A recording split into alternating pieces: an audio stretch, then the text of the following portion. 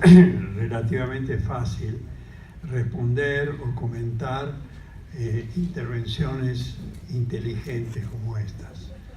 Pero no tan fácil es cuando vienen acompañadas por una sensibilidad especial. Ahí en ese caso la cosa se pone difícil para quien escucha y, digamos, como para dar alguna respuesta o hacer algo con eso que es invasor. Es decir, la inteligencia y la sensibilidad juntas es una fórmula corrosiva y no se obtiene o no se produce demasiadas veces, ¿no? Entonces, ¿qué me pasó en este momento? Escuché todo y sentí una cantidad de destellos, de pequeñas iluminaciones que me hacen sentir o me ratifican en algunas, digamos, lo que podría ser autodescripciones de mi propio proceder. Y mi propio proceder era como el viaje que hacíamos hoy en el auto viendo la llanura. Me concibo como una llanura atravesada permanentemente por apenas esbozos, ideas que toman forma, imágenes,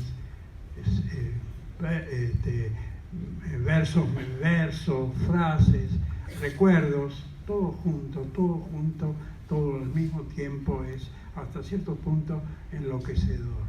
Tengo que elegir a qué me consagro, qué me dedico, etc. Pero prescindo de eso, porque si hiciera la descripción de todo lo que me ha pasado hoy, por ejemplo, necesitaría no el ratito que me pidió Carolina, sino alguna expansión fatigosa. Imagino esto, por ejemplo, varias cosas puedo imaginar. La primera es que qué suerte que tuvo esta historia crítica de la literatura argentina al tener estos comentarios. No es la suerte que tuvo Ricardo Rojas cuando publicó su historia.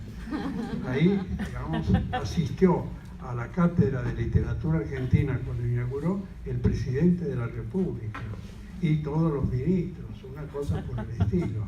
Y cuando aparecieron los volúmenes de la historia, y bueno, lo único que en general uno recuerda es el comentario de Borges, ¿no? La historia de la literatura de Rojas supera enormemente a la literatura argentina misma, aunque el razonamiento era un tanto cuantitativo, no era cualitativo, porque lo que podemos rescatar de la de Rojas son las líneas de tensión, lo que sostiene ese discurso y sobre todo la idea, lo que persigue.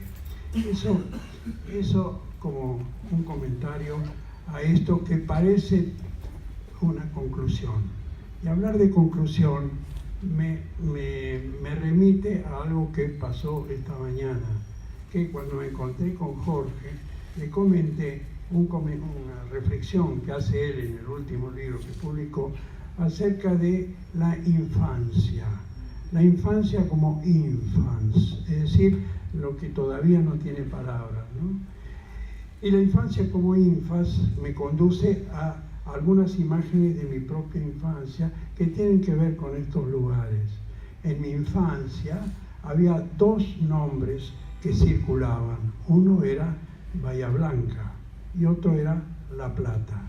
Bahía Blanca era vivido como el lugar que proveía de las películas que se veían en el cine de propiedad de mis parientes, una de cuyas herederas está acá presente.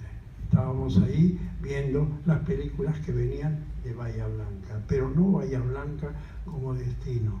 La Plata sí, La Plata era una meca, había que ir a La Plata, porque La Plata ofrecía ese cambio importante que se ha dado en la Argentina y que, digamos, quizás ejemplifica con un acierto titular enorme Florencio Sánchez: mi hijo el doctor. Había que tener un hijo doctor en esas soledades y el doctor saldría de La Plata, no de otra parte. La Plata como meca que continúa construyéndose a sí misma. La prueba es, por ejemplo, el lugar en el que estamos, que yo no conocía y que me da un placer inmenso, ¿no? Eso por un lado, pero por otro lado, la idea de la infancia remite a otra cosa, remite a la de comienzo. Y efectivamente es una imagen que se me suscita. La infancia es un comienzo, es el comienzo de una existencia, pero el comienzo se traslada a otros momentos o lugares que no son de comienzo estrictamente hablando biológico, sino que son comienzos de tareas, comienzos de acciones, comienzos de la escritura. El comienzo de la escritura es el drama de la escritura, es el instante fundamental de esa entrega que es la escritura. La escritura no es solamente un instrumento que sirve para manifestar. La escritura es esa instancia radical en el que se concierta una soledad básica y una posibilidad de una concreción que no se sabe para dónde va. Tuve esa impresión, digamos, hace rato que vengo persiguiendo esta imagen, porque es una imagen que es diaria, es constante y es de todos. No hay nadie que no padezca o que no sufra o que no entienda o que no intente comprender ese instante de un comienzo cuando realizamos esta tarea en la que estamos todos y que es la de una especie de gueto simbólico en el orden de una sociedad que intenta o cree que intenta ir a otra parte, que no entiende demasiado bien lo que todo esto significa. Entonces, decía que hoy, en estos días, tengo la cuestión del comienzo y el drama que implica, lo tengo muy viva en la lectura que estoy haciendo del último libro publicado, ya póstumo, de Lezama Lima, El Opiano Licario, que es una lucha enorme con el lenguaje, que es un trabajo casi incomprensible, de una fuerza que se ejercita en la combinación de las palabras y que produce una conmoción que tiene un instante de ininteligibilidad radical, fundante, ¿no? Eso es el comienzo, esas son las ideas o los destellos que surgen de las cosas que escucho, de las cosas que leo, de lo que entiendo.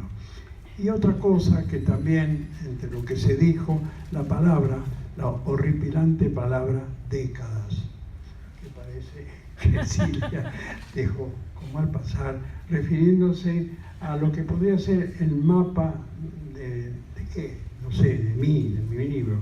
No lo entiendo. No entiendo que yo haya pasado por tantas décadas. Todo es un comienzo, o todo es un recomienzo.